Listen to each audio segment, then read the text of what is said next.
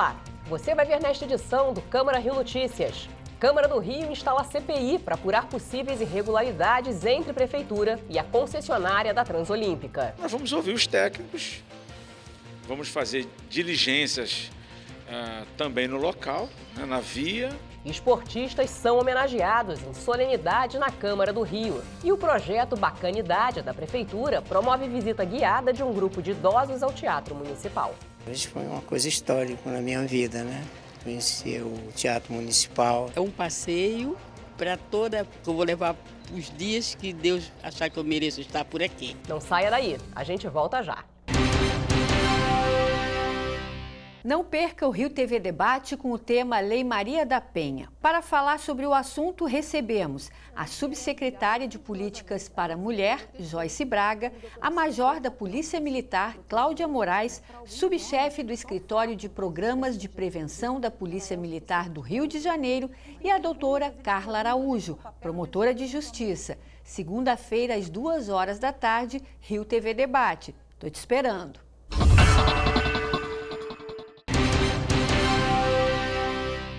O Câmara Rio Notícias de hoje começa falando da mais nova CPI da Câmara Municipal do Rio, a CPI da Transolímpica. Foi instalada nesta quarta-feira a comissão que vai investigar o contrato entre a Prefeitura e a empresa que administra a Via Expressa. A reunião foi rápida e ficou definido que o vereador Alexandre Esquerdo será o presidente da CPI, que vai investigar e apurar possíveis irregularidades no contrato de concessão entre a Prefeitura e a Via Rio, a administradora da Transolímpica. O parlamentar Matheus Floriano vai ser o relator. Isso culminou no quê? Num aumento excessivo no custo onerar né, o cidadão carioca, o morador ali da região da Taquara, na região de Curicica, de Jacarepaguá por um inteiro. A Transolímpica foi construída para a Olimpíada de 2016.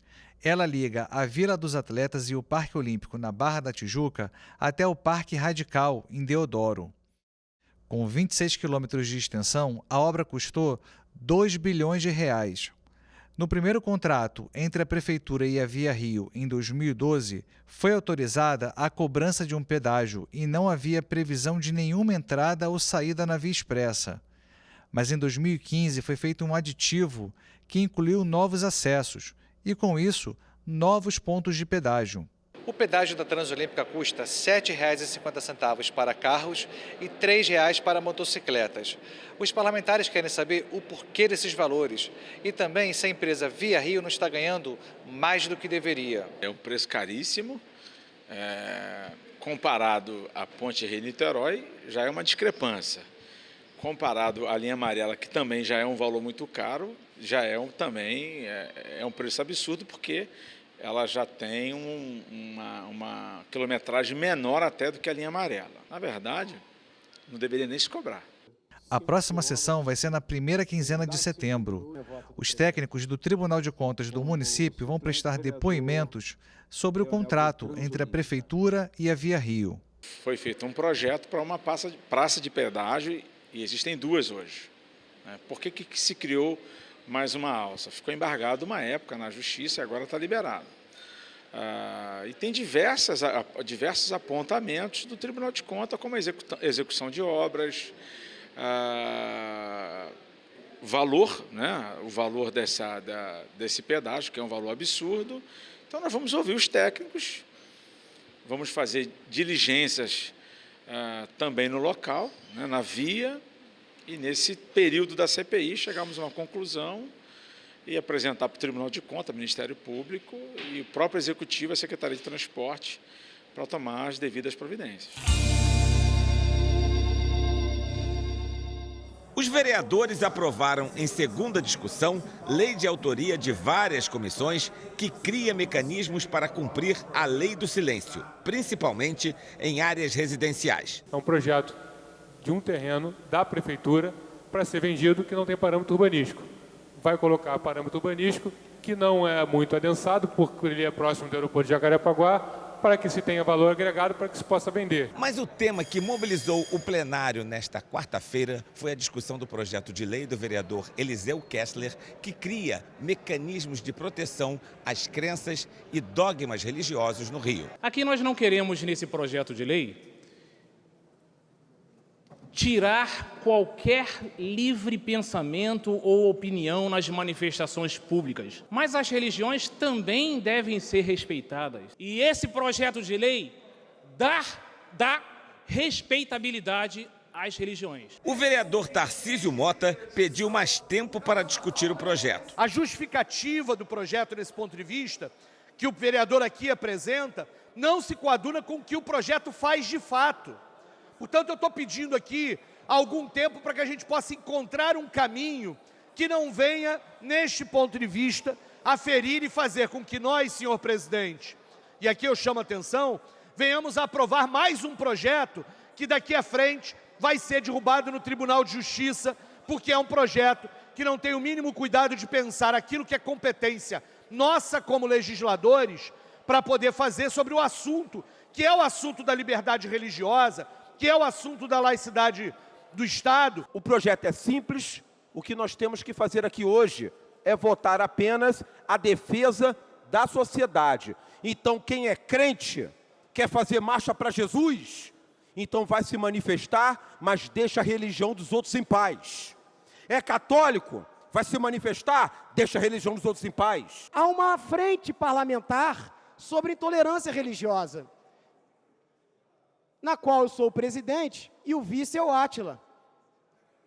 E o senhor nunca tratou esse assunto com a gente. Existem algumas ponderações a serem feitas sobre o projeto, mas existe uma questão que eu já conversei ali com o vereador Eliseu Kessler, por exemplo, que eu pessoalmente fico muito desconfortável. É saber quem vai determinar que uma determinada manifestação ela foi ofensiva ou não.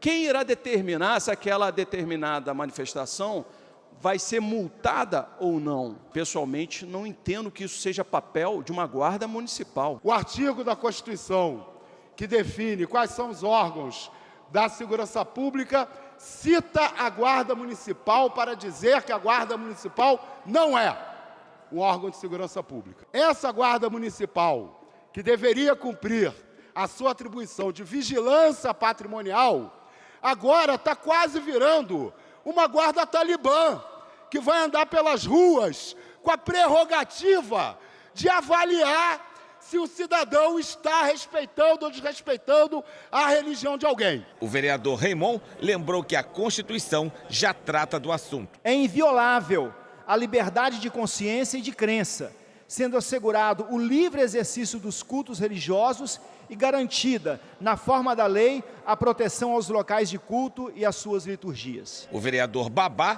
pediu a retirada do projeto da pauta. A bancada do PSOL, caso aprovado, vamos entrar na justiça porque é inconstitucional.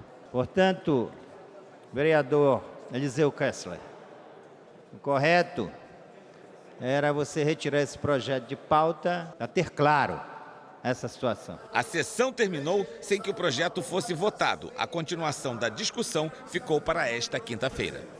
Destaques da área esportiva foram homenageados pela Câmara do Rio. A iniciativa foi do vereador professor Célio Luparelli. Jovens atletas de modalidades esportivas diferentes. Luta greco-romana, badminton. Um vídeo sobre o projeto Taça das Favelas foi exibido. A Taça das Favelas hoje é forte bastante, a ponto de ser mencionada, homenageada pelo Célio, que reconhece que tem um trabalho de base importante com a juventude. O esporte é um instrumento muito transformador. O esporte ele tem essa essência, né? Na verdade, ele é uma ferramenta pedagógica utilizada dentro das favelas, que tem como vislumbrar o protagonismo desse jovem, né? Pelas suas falas, pelas suas atitudes e como um elemento, né, importante dentro da sociedade. Manuel Lourenço Renha, gerente de futebol da categoria de base do Clube do Botafogo, ressaltou as dificuldades que os jovens de comunidade enfrentam para realizar o sonho de ser jogador de futebol. Estatisticamente se fala que em torno de cada 3.000 meninos, né, que começam nas diversas escolinhas que tem espalhadas pelo Brasil, um chega a ser jogador de futebol profissional. O presidente da Frente Parlamentar, vereador professor Célio Luparelli, recebeu do representante do Clube do Fluminense uma camisa do time. O representante da CBF, Diogo Neto, disse que a confederação percorre vários estados do país desenvolvendo projetos sociais, como, por exemplo, o projeto Gol do Brasil. Nós criamos, desde 2015, um programa de responsabilidade social do futebol brasileiro. Nós temos já percorrido mais de 20 estados em todo o Brasil, levando seminários, workshops, capacitações, festivais de futebol.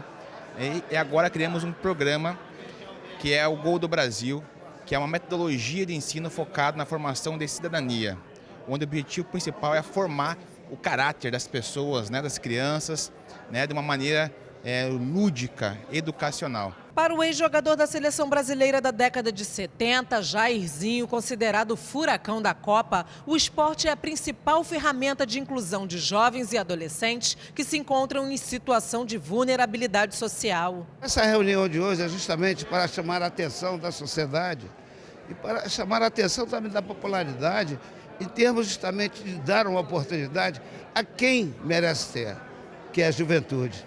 Se não fizermos isso, de fato não faremos o Rio de Janeiro forte, como eu fui. Eu tive uma formação natural, entendeu? E por isso que eu cresci e cheguei e levei o nome do Botafogo, o nome do Brasil, a ser popular no mundo todo. Durante o encontro, o presidente da Frente Parlamentar, vereador professor Célio Luparelli, fez a entrega de moções de aplausos. Há várias pessoas nas comunidades, nos clubes, como aqui nós vimos, nos grandes clubes, nos pequenos clubes, nos médios clubes, repito, nas comunidades, muito interessadas em dar visibilidade a esse trabalho, A gente não pode olhar esses clubes grandes, por exemplo, do Rio de Janeiro, apenas pelo êxito de ser campeão carioca, campeão brasileiro. Não. Tem muito mais, um trabalho social de extrema importância. E essas pessoas, às vezes, não aparecem na grande mídia. Nós estamos tentando aqui trazer a essas pessoas para a notoriedade. E nós conseguimos isso. Comissão de Educação da Câmara do Rio realiza audiência pública em Realengo. CPI dos contratos emergenciais promove oitiva com o ex-presidente da GeoRio. E Câmara do Rio organiza sessão solene em comemoração ao Dia do Maçom. E você vai ver no próximo bloco alegria e emoção durante visita de idosos ao Teatro Municipal. Em 2018, a Rio TV Câmara trouxe grandes novidades para tornar a sua experiência ainda mais dinâmica. Agora você tem mais 2 canais de comunicação com a gente. Além do Facebook e YouTube, também estamos no Instagram e no Twitter. Bastidores das matérias, programas, conteúdos exclusivos e muito mais. No estúdio ou nas ruas. Saiba em primeira mão o que acontece na Casa do Cidadão Carioca e em todo o município. Desde o cotidiano da cidade em um jornal diário. Passando pelo plenário da Câmara Municipal. Além de programas sobre o Legislativo e a cidade. E debates com vereadores e especialistas sobre os temas mais relevantes para os cariocas. Uma linguagem dinâmica e informativa. Que colocamos no ar todos os dias. Participe, mande críticas, sugestões e nos ajude a fazer uma programação cada vez melhor. Você também faz parte dessa história. Trabalhamos duro para levar até você uma programação de qualidade. Seja onde for, a Rio TV Câmara estará conectada com você. Siga a Rio TV Câmara nas redes sociais.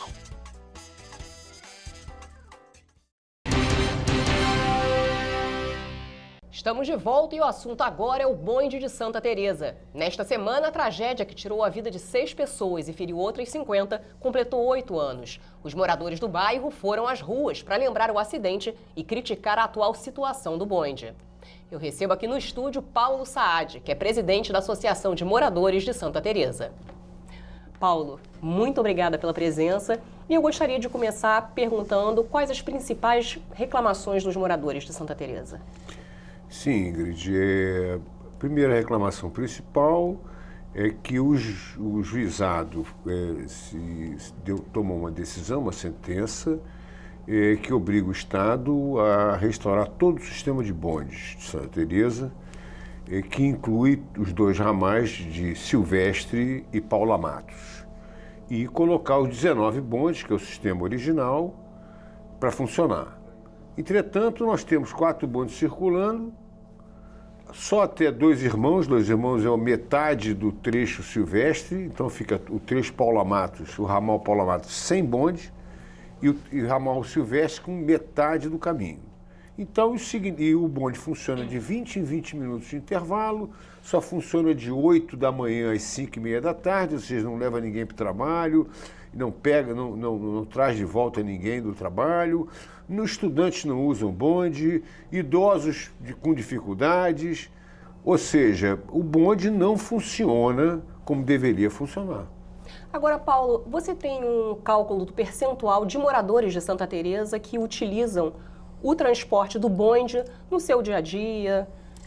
O morador não usa o bonde muito. Por quê? Porque ele não pode esperar 20 minutos. Se você vai para o trabalho, 20 minutos é uma muita eternidade. Coisa. Eles ainda têm memórias daquele acidente, não é? Você acha que era uma tragédia que era possível ser evitada, Paulo?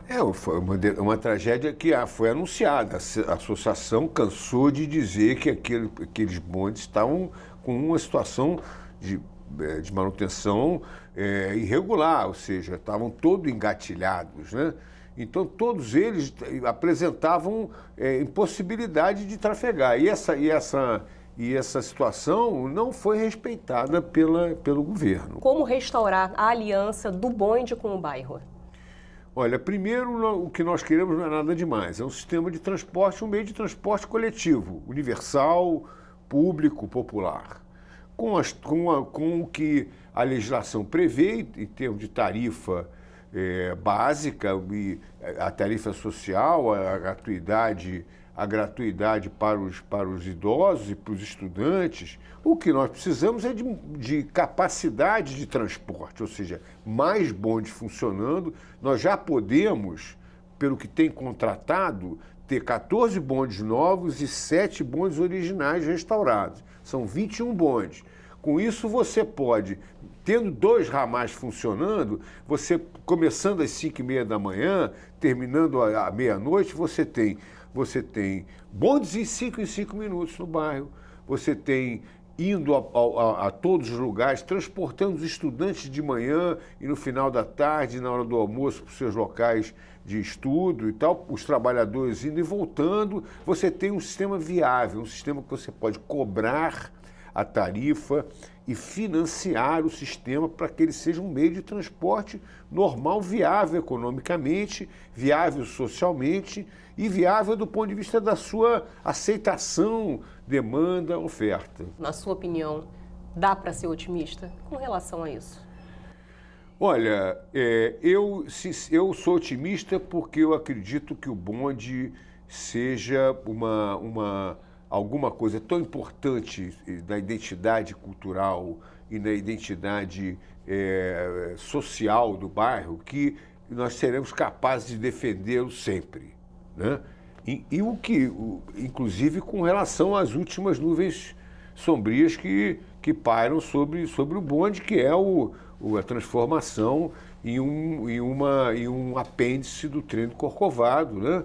Que é uma pior solução, que já foi tentada e que não deu certo, e que agora os caras estão tentando de novo, porque, infelizmente, os governantes, esses, né, que são os mesmos do tempo do acidente, é importante lembrar isso, os atuais gestores são os mesmos gestores do tempo de Júlio Lopes, né?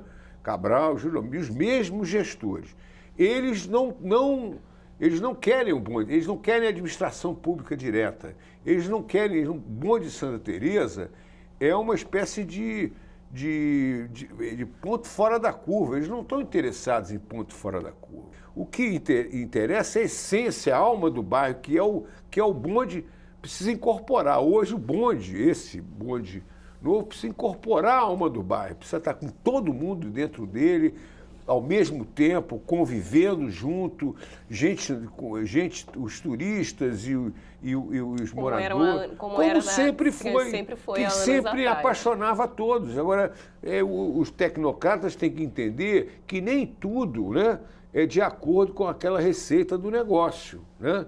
Tem que ser também parte do interesse do povo. E isso vai dar muito mais para eles do que essa visão equivocada de um turismo asséptico a R$50 para inglês ver. Muito obrigada, Paulo. Obrigado a você, Ingrid. E na próxima segunda-feira, o incêndio do Museu Nacional completa 1 ano. Nessa quarta, a direção da Universidade Federal do Rio apresentou um balanço dos trabalhos de reconstrução e os planos para a reabertura do museu. O projeto de resgate da estrutura e de peças históricas já arrecadou doações de países como França, Alemanha, Itália e Bélgica. Em dinheiro, a Inglaterra prometeu o equivalente a R$90 mil. A UFRJ também recebeu R$60 milhões, oriundos de emendas da bancada de deputados federais do Rio de Janeiro, do BNDES e da Unesco. O governo federal doou um terreno para a construção de um novo campus para a instalação de laboratórios de pesquisa e de restituição das peças resgatadas dos escombros do palácio. A expectativa da UFRJ é reabrir uma parte do palácio em 2022, aproveitando as comemorações pelos 200 anos da independência do Brasil. O que foi recuperado do acervo até agora estará em uma exposição que vai ser inaugurada em setembro no Congresso Nacional. Um dia inesquecível para 40 idosos de uma das casas de convivência da Prefeitura. Nessa quarta-feira, eles participaram de uma visita guiada pelo Teatro Municipal, mais importante palco cultural do país. O passeio a pontos turísticos da cidade faz parte do projeto Bacanidade, promovido pela Secretaria Municipal de Envelhecimento Saudável, Qualidade de Vida e Eventos. Dos seus 77 anos de idade, a alagoana Djanira viveu 55 deles no Rio de Janeiro e esta vai ser a primeira vez por aqui. Carioca da Gema de Jacarepaguá, antes de se aposentar, seu Jorge, de 61 anos, trabalhava na Cinelândia e nunca teve curiosidade de entrar no Teatro Municipal. Este é justamente o sonho da dona de casa Kátia, de 65 anos. Graças ao projeto Bacanidade, promovido pela Secretaria Municipal de Envelhecimento Saudável, Qualidade de Vida e Eventos, eles e outros 40 idosos tiveram a oportunidade de conhecer o ponto turístico. Inaugurado em 1909, até hoje é considerado um dos principais palcos da cultura erudita da América Latina. E depois de conhecer o Teatro Municipal só por foto, vídeo ou pelo lado de fora, chegou a vez desse grupo entrar na grande casa de espetáculos tão importante para a história do Rio de Janeiro. Durante a visita guiada pelas instalações do edifício, os participantes receberam explicações sobre os objetos de decoração e o período histórico em que foram concebidos. Nunca tinha entrado, mas tinha, assim, paixão. E esse convite não podia ser melhor, momento melhor. É um passeio para toda... Eu vou levar os dias que Deus achar que eu mereço estar por aqui. Com muita saudade. Vou ficar assim, apaixonada. Adorei, amei. Os visitantes puderam acompanhar ainda um ensaio de ópera dos lugares mais nobres e mais caros do teatro.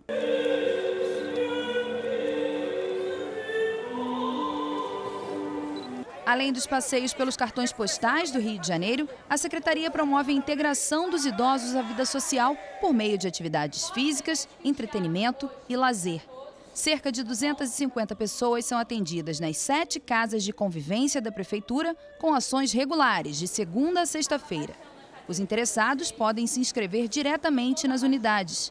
Além do Teatro Municipal, o projeto Bacanidade já organizou passeios pela Praia de Copacabana, Aquarrio, Planetário e para assistir peças de teatro na Biblioteca Parque.